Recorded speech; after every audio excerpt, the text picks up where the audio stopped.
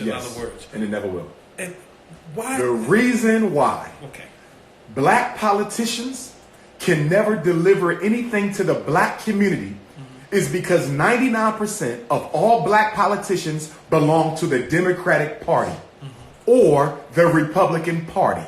We have very few independent candidates. If you don't have independent candidates, you don't have independent thinking. If you don't have independent political candidates, you don't have independent thinking. So for me, I will never vote for a black politician again in life if they are not independent. Because if you are a Democrat, that means you are obligated to uphold the Democratic Party's agenda. And the Democratic Party's agenda has never been about saving black folks. If it did, why did Bill Clinton revolutionize mass incarceration and lock up more black men than any Republican candidate you can name? Why? So Democrat, Republican is all white power. And here's the more dangerous aspect of belonging to the Democratic Party. Why did they join the party in the first place? To get funding. I'm going to join the Democratic Party so they can fund my council run, so they can fund my state rep run, so they can fund my state senator run. I'm not voting for no Negro who's not an independent politician. If you're a Democrat, you're useless because you're going to do what they tell you to do because you don't want to fall out with the party because you need their votes and you need their backing. The hand that pays is the hand that rules. But I'm not going to blame the politicians totally for this. The people also have responsibility. Because guess what? We're not redirecting our spending so we can fund our own candidates. We're not redirecting any of that $2 million a year Air Jordan money. We're not redirecting any of that $4 billion a year liquor and booze money. Black women aren't redirecting that $16 million a year perm and weave money. You see? So we are as responsible as the politician, because until we say to the politician, I need you to be independent and I'm going to finance you. So once again, you have a vacuum. And the white power structure never wants a leaderless black America. Why doesn't the white power structure want a leaderless black America? Because if you have a black America without leaders, then naturally, organically, they will grow up from the people.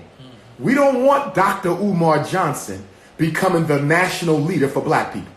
He's not a Mason. He's not an Elk. He's not a Shriner. He's not a Kappa. He's not a Q. He's not an Alpha. He's not a Sigma. He's not an Iota. He's not a homosexual. He don't belong to no cliques. We can't control that man. White people didn't pay for his college. White people don't own him. White people didn't save him. We have no control over that man.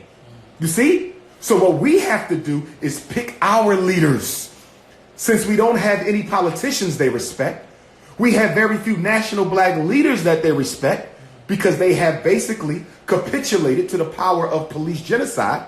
There's a vacuum. So guess what white power has done?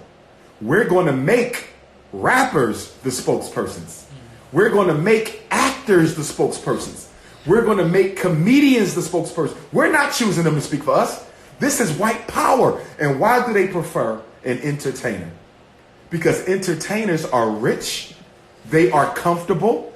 They cannot make white people mad at them or they lose money. Most rap albums are bought by white suburban kids. Yes, we don't buy, we get the bootlegs. Okay? Hip hop is a white industry. It's controlled by whites and it's patronized by whites. We go to the concerts, but white people buy the music.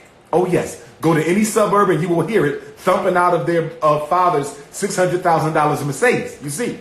I've heard it. So they prefer the celebrities because the celebrities will never get out of line because they're too comfortable financially and they depend on white people liking them to be successful. Someone who depends on white approval can never be a leader of black folks. Why? Because in order to effectively lead black people, you're going to piss off a whole hell of a lot of whites. I don't have a problem with marijuana use for medicinal purposes. Somebody got cancer, somebody got some other issue and the marijuana, eases the pain. I have no problem. I'm not speaking of medicinal. I'm speaking of recreation. And my objection has nothing to do with health, not physical health. It has to do with mental health and political health. The last thing you need to give an oppressed, lazy ass people is another distraction to keep their ass oppressed and lazy. So you got black folks, we ain't got no schools, we ain't got no hospitals, we ain't got no banks, we ain't got no supermarkets, we ain't got no ships, we ain't got no distribution, we ain't got no factories, we ain't got no common sense. And on top of all that, you're going to give us the right to smoke weed all day long? We will never get to where we need to be if you give us recreational drugs. It is a political sedative. In slavery, the master made us go to church on Sunday. He didn't care about Jesus. But in church, they made you sing. In church, they made you clap. In church, they made you pray. In church, they made you dance. Do you know what the master was doing? He was making sure he exhausted all your revolutionary energy. So by the time you had to go back to the plantation Monday morning, you was happy again. He had to get that revolution out of you. He made you drink. You was made to get drunk during slavery to kill your revolutionary fervor. This recreation marijuana movement is a movement to kill the revolutionary passion of young blacks by hooking a whole generation on dirty marijuana. And the reason I say dirty marijuana, you ain't gonna sit here and tell me that the United States government doesn't have a plan to taint the drugs that come into the black community so that it affects black men's reproduction and affects black women's reproduction and causes cancer and everything else. If you think the food is killing us, wait 20 years from now when you start seeing the aftershocks of what the marijuana going to do to us. This is part of a bigger plan that ain't got nothing to do with you being happy and high. There was a school in Philadelphia I was going to get. Realtor said Catholic Church wants to get rid of it, make them an offer. I made them an offer. I got a message back saying that they're not able to sell it just yet. I reached out to the realtor. I said, but you're still advertising the school. What do you mean they can't sell it? Why are you advertising it? Never got an answer. He found out who I was. There was another Catholic school I was going to get in Trenton, New Jersey. Nice little place. They found out who I was. Reneged. Several schools in Detroit. I actually thought I would be in Detroit last year. Because the Archdiocese of Detroit has about a dozen schools, most of which we had enough money to buy. But every time they found out who I was, they shut. This has went on for at least 2 of the 4.5 years that we've been raising money. So it's not that we didn't find schools. Right. It's the sabotage and the white mail that took place to keep us from getting those schools. People are intimidated by you. People are intimidated by your mission. Why do you think that is? Because black people have been cooning for 50 straight years. Ever since Dr. King's assassination, April 4th, 1968, 50 years ago, now 51, this coming April 4th, black leadership has went from agitation to accommodation. Up until 1968, it was all about fighting the system. After 1968, it has been all about joining the system. We went from protest to politics. Up until Dr. King's murder, if we wanted to change or bring something to the black community, we fought, we agitated, we protested, we demanded, we disrupted. After Dr. King's murder, because black leadership became extremely intimidated and afraid of what can happen by being unapologetically African. So as a result, black leadership took a turn for the worse, and they said, listen, I'm not into getting killed for black folks. I mean, I love black folks, but I mean, look what they did to Martin. Look what they did to Malcolm. Look what they did to Medgar. Let's go to Africa. Look what they did to Lumumba. Look what they did to Biko. Look what they did to Sobukwe. Look what they did to Amilcar Cabral. I don't want none of that. Blowing up cars and chopping people into pieces. They scared our leadership. And so the leadership, in turn, to stay relevant, had to lie to the people.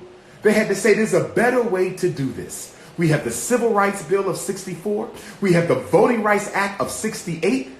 The government is kind of giving us some things. Let's stop fighting and let's see if we can build a relationship with our oppressor.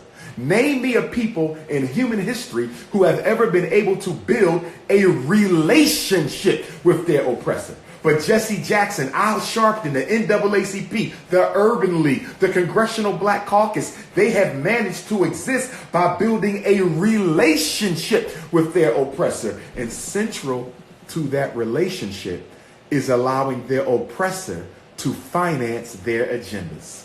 One of the biggest differences in the black struggle pre-68, post-68, is the financing of the black struggle by the very same people we're supposed to be fighting. That's a contradiction. So black leadership has never been the same, and the black community has never been the same. And a new, more sophisticated black bourgeoisie has been created that is unaccountable to the black masses for its behavior. And black leadership is no longer about articulating the demands of the black community.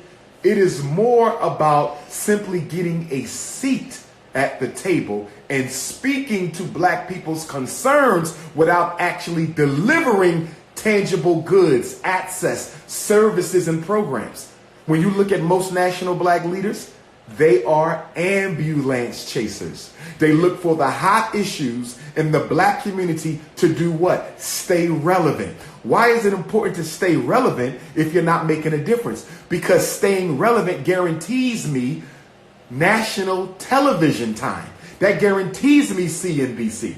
That guarantees me ABC. And why is it important to be on TV? Twofold. Partly because it feeds your ego. And secondly, it signals to the white power structure that I am the head Negro in charge. As such, the white power structure will seek to do what? Financially appease you as a leader so that you never come out publicly against that corporation. This is how Jesse and Al and others, and I'm only using them metaphorically. I have nothing against them personally, but they're the two best examples of this. Build your name amongst the black community, and then you sell yourself to the white corporations. Not directly, but by showing them that if you upset me, I can rouse up my community. So if you want me to keep my community dumb, deaf, and blind, you better guarantee a steady stream of revenue from your pocket to mine. Black leadership is no longer a calling. It is a business. It is HNIC Incorporated.